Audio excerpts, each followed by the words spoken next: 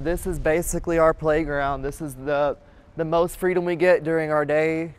A lot of us will get out here on the volleyball court and play volleyball. I know a bunch of felons playing volleyball doesn't sound like the truth, but you can tell up in the wire there's a few volleyballs.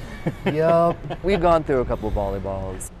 Yeah, this is it. This is the closest taste of freedom that we get while we're here. And we only get an hour a day.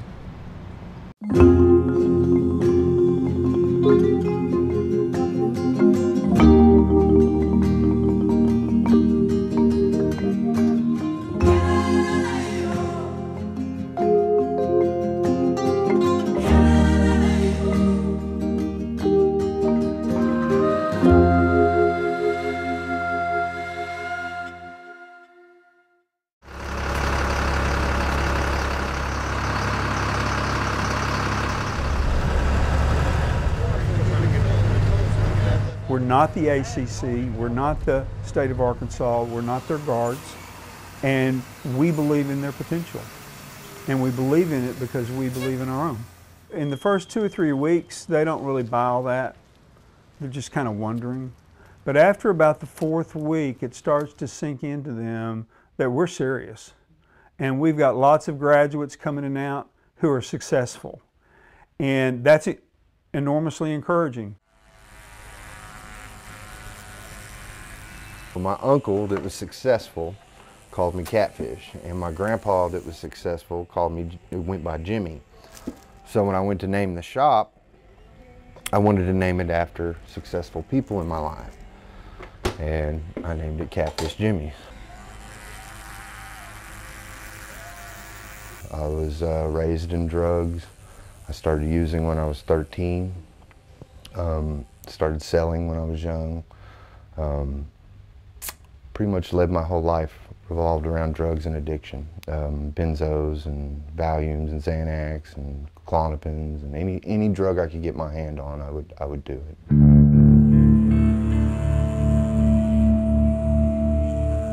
I didn't want to be a tattoo artist if that's not what God wanted me to be. And God said, man, you're the perfect tool for me. You can go places where a lot of people can't. You can reach people that a lot of people can't reach. And I was like, okay, you put it on my heart.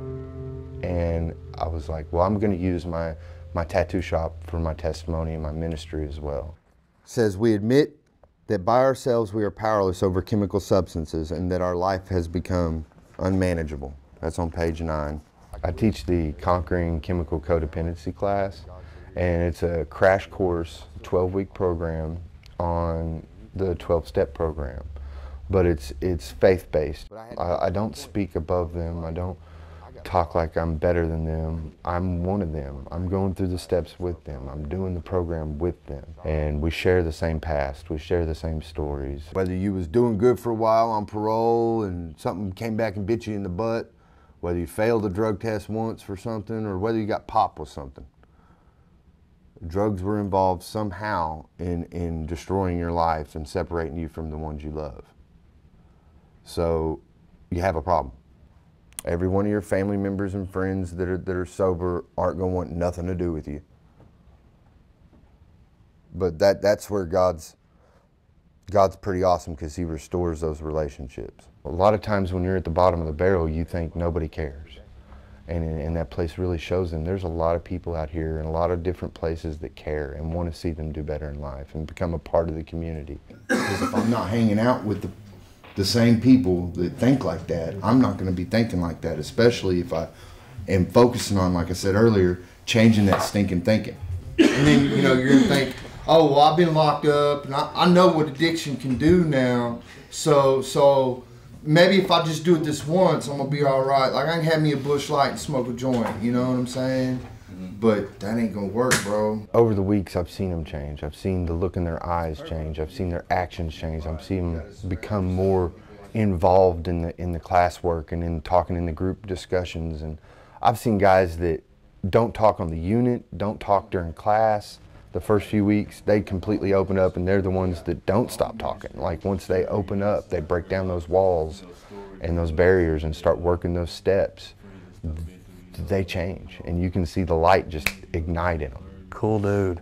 He's been through the ringer, you know, and the fact that he's been through it all and he comes and gives his testimony, then, and like he said, if he can make it back, anybody can make it back. You know, he did a lot of hard time. I mean, he's one of the guys that kind of give me the inspiration to, he's giving back, you know, he's not getting anything out of it except for what he gets in his heart for himself.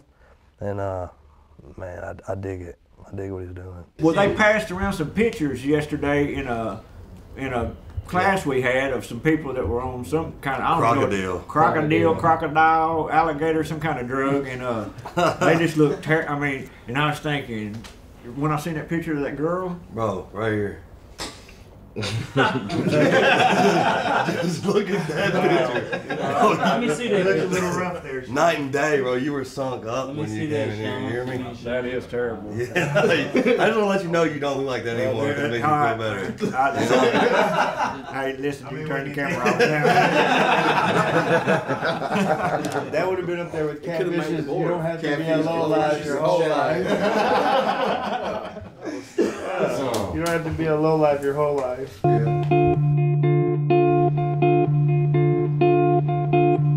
I want to make the world better. You know, I want to help people.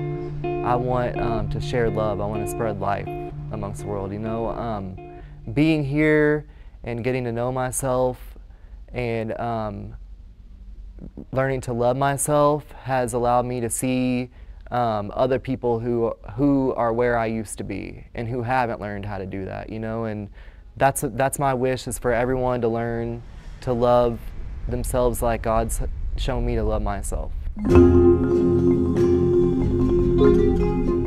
I really think that's the whole issue with addiction, is not understanding that.